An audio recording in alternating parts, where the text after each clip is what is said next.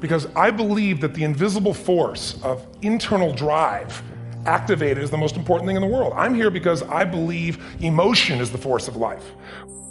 That you know the why for living, you can endure almost anyhow. When you refuse to turn around because of obstacles, when it gets rough, and you say, whatever price I must pay, I will do that. All of you have targets, things that you're after.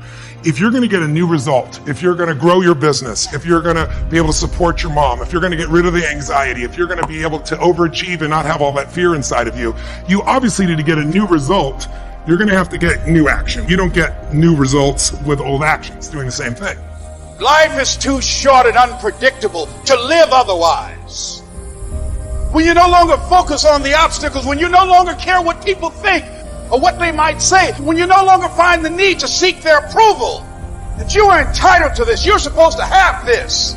This is your calling. This is the reason that you are here. This is your time. What human beings can do is amazing. What they will do is usually disappointing. It's not because we're not capable of it. It's because we don't have new actions, because we get in certain emotional states that dominate us, like anxiety, like fear of failure, right? Like the fear of the loss of your mother as an example. So if you're in a state of fear, you're going to behave very differently and get very different results than if you were in a place of being courageous or bold or warm or connected or playful, any of those. You know, we're all writing a book. What's your book look like? What does your book look like? Like your life is a book. You got a bunch of chapters in your book, but when they close that book,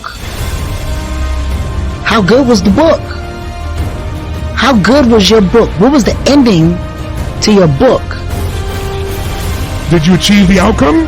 Yeah, when you're that general, you think you're not getting your goal, you are. The way you language your goal, the way you think about it, you're receiving it. I want to feel a bit better. I want to lose some weight. Fine, you lost a pound, you're done. Because your brain's like a servo mechanism and a bomb and a missile. The old days, you shoot a missile, and the target was going, and if you missed the trajectory, you missed it. Today, what happens when the missile's not on course? What happens? It locks on the heat signature, what does it do? It moves and follows it. That's the way your brain is if it knows the outcome, if it knows the result.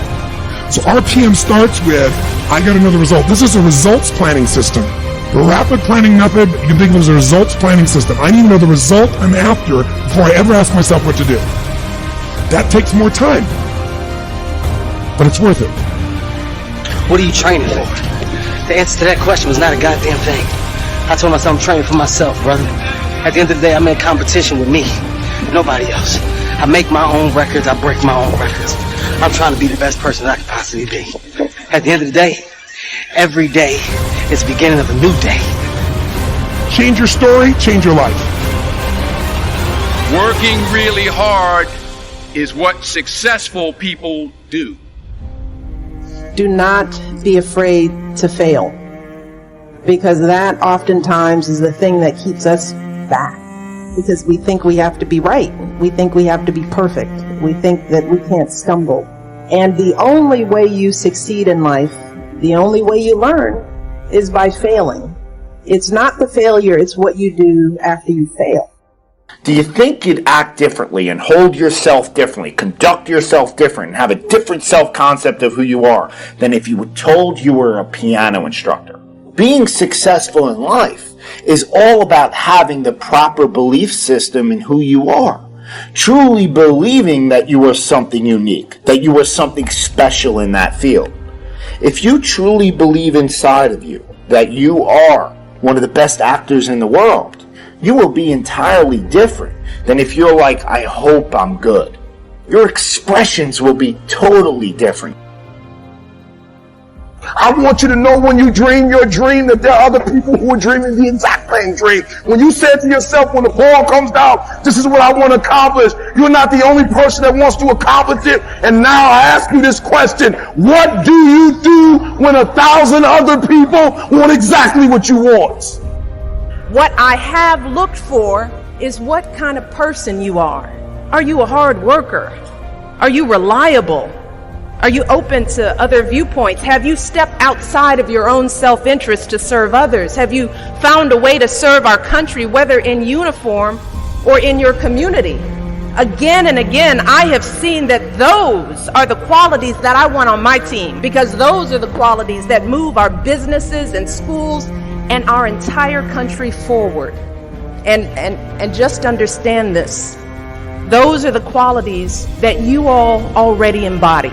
They're the values you learned from your parents, from the communities you grew up in. And today, more than ever before, that's what the world needs.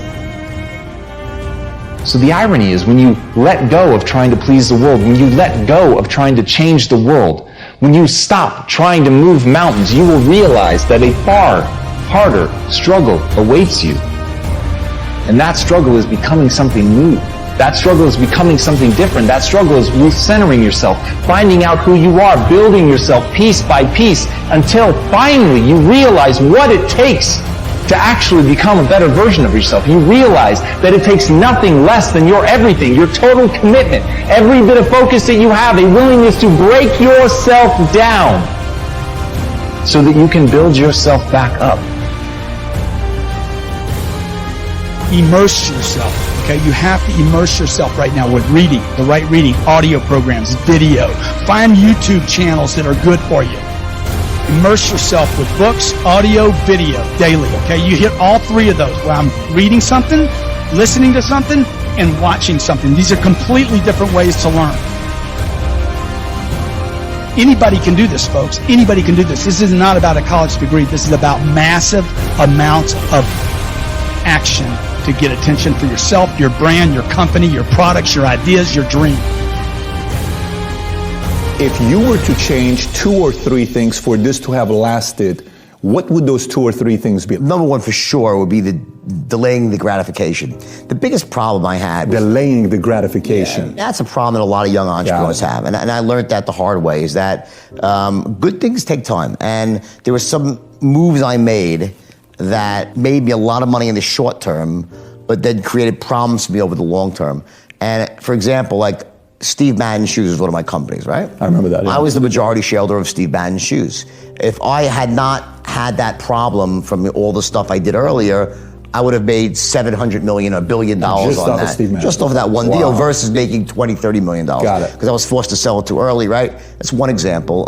And there's so many other examples just like that where, for instance, if I would have not gotten in trouble, I would have made the .com boom and been positioned to have the biggest firm out there during internet craze. I would have made billions off of that. So while I made a little bit of extra money sooner, it cost me a lot more long term by not playing that sort of long game, playing the short game. And I think that's a big mistake a lot of people make.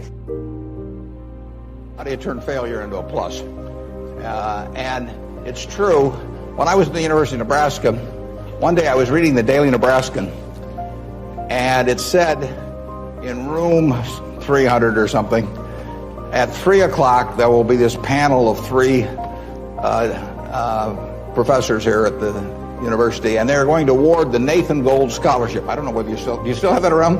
And at the time, it said it would give you $500 to go to the graduate school of your choice. I don't know whether it's changed in amount, but that was it. So I read this, and I went there to this room at 3 o'clock that day, or whatever it was, and I walked in the room, and there were the professors, and I was the only student that showed up. I mean, it really got to them. I mean, they were stuck. They kept waiting and looking at their watch and hoping there'd be more candidates, but no one came in. So I won $500 by default. And those are usually my biggest triumphs when nobody else shows up.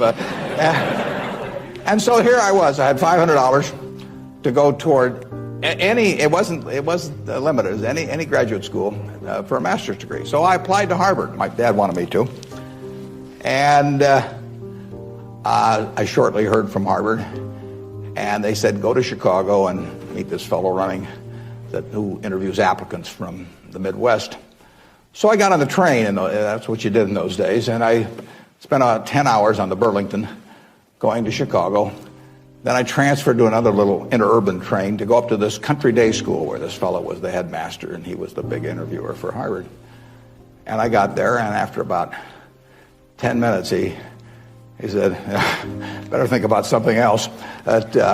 You know, he come back later on. I was 19 at the time, and I looked about 12. You know, and I acted about 8. So it was not a great combination. But so he said, forget it. So I took the little interurban train back to Chicago, and I took the 10-hour train back to Omaha. And all the time I think, you know, what do I tell my parents? You know, it's kind of embarrassing. But it was the luckiest thing that ever happened to me. Because if I'd gone to Harvard, I would have gone to a 2-year business school. I instead applied to Columbia, where I could graduate in 1 year and get a master's degree. Luckily, that by the accident of it and being in the Nebraska National Guard, which did not get called up for the Korean War, I missed going in the Korean War. I got to meet Ben Graham, which had an enormous effect on me subsequently. And I probably got my wife that way because she was going to Northwestern. And I was able to put on sort of a full court press because I got out in 1 year. And otherwise, she'd have met some other guy. I mean, I got her before the competition showed up. And so it worked out wonderfully. It couldn't have worked out better. And that's been my life, basically. I mean, things, you know, you will get some disappointments, you know. But the future is what counts. If I knew every decision I was going to make was going to be perfect, it would not be as much fun. It'd be like playing golf and knowing you're going to hit a hole-in-one on every hole. You wouldn't play golf if every time you got on a tee, you just took a swing and the ball ended up in the hole. You know, it'd be fun for a few days and you get on TV, but the game would not be any fun.